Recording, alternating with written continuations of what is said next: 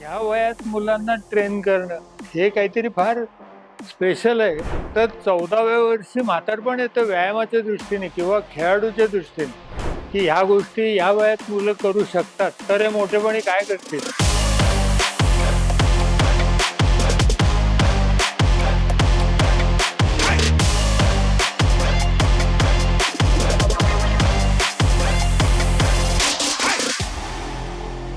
1980 साली अण्णा हसबनीस नावाचे पुण्याचे एक उत्साही गृहस्थ नाशिकला आले होते. त्यांच्याबरोबर त्यावेळेला वयाने खूप लहान असणारे डॉक्टर शारंग पाणी हे पण होते. त्यावेळेला त्यांचं वय, ते नुकतेच कॉलेजमधनं पास झालेले होते. ते आले, ते एक नवीन कल्पना घेऊन आले पुण्याहून. आणि त्यावेळेला म्हणजे ती कल्पना फार नवीन होती, ज्याला त्यांनी कॅच देम यंग असं नाव दिलं होतं, कॅच देम यंग. आणि त्यांच्याकडे ती फिल्म पण तयार केलेली होती.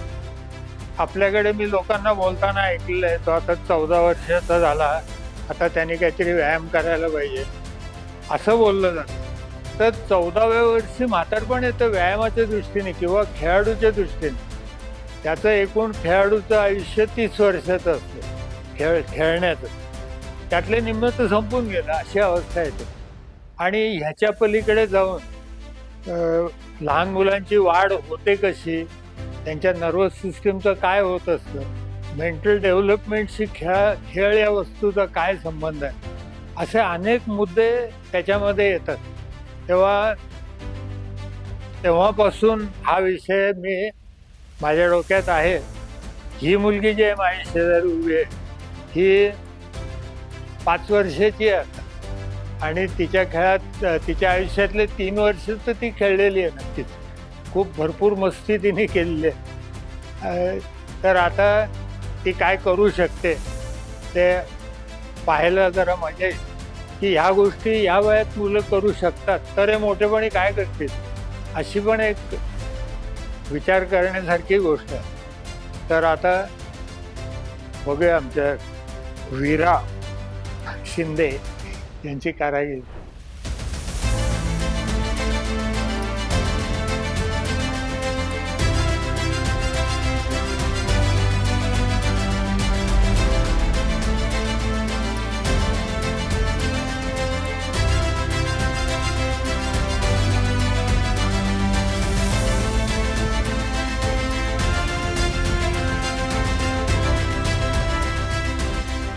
तिच्या चेहऱ्यावर जे स्मित आहे ते फार महत्त्वाचं आहे.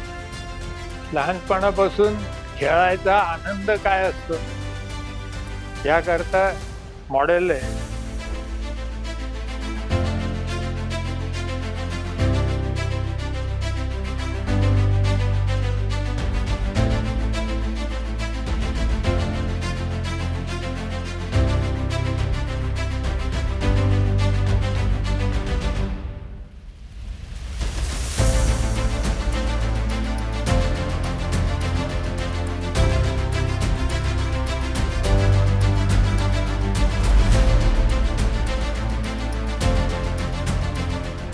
लहान मुलांच्या बाबतीत असं असतं की त्यांच्या स्नायूंमध्ये ताकद कमी असते, लवचिकपणा भरपूर असतो.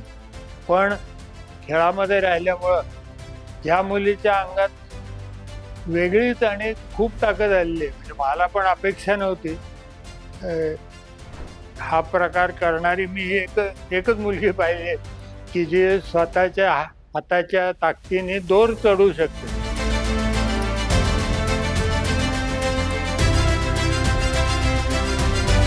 तर लहान मुलांच्या बाबतीत सुद्धा त्यांचं वजन, त्यांचे स्नायू ह्याचं प्रपोर्शन या मुलीच्या बाबतीत काहीतरी बदलून गेलं आहे असं मला वाटतं.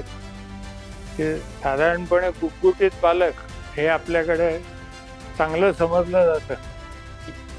अर्थात ती कल्पना आता जरा शंकेमध्ये आलेली आहे.